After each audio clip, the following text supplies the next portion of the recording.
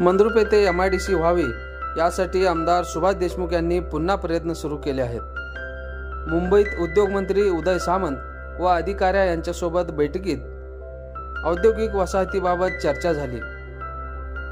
मंद्रुप येथे MIDC मंजूर झाली होती, मात्र काही शेतकऱ्यांनी जमीन देण्यास विरोध केल्याने भूसंपादन प्रक्रिया झाली नाही।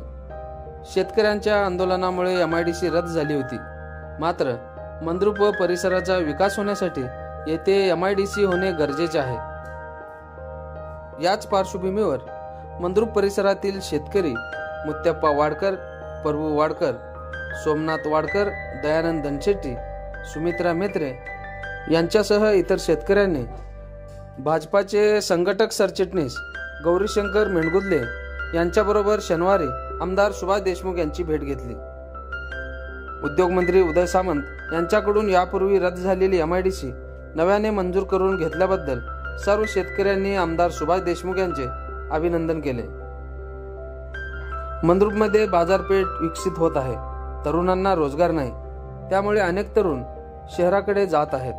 त्यामुळे स्थानिक पातळीवरच कारखाने निर्माण झाल्यास तरुणांना मोठा रोजगार मिळणार आहे। शेतकऱ्यांनाही त्यांच्या शेतीचा चांगला मोबदला मिळावा यासाठी मी पाठपुरावा करणारच आहे। शेतकऱ्यांनी आपल्या भावी पिढीचा विचार करून याबाबत पुढाकार घ्यावा असेही आमदार सुभाष देशमुखांनी आवाहन केल्याचे भाजपचे संघटन सरचिटणीस गौरीशंकर मेणगुदले यांनी यावेळी सांगितले।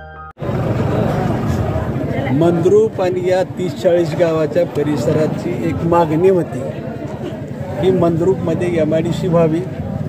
MIDC झाली तर मोठ्या प्रमाणात व्यवसाय येतील, मोठ्या प्रमाणात तरुणांच्या हाताला काम लागेल।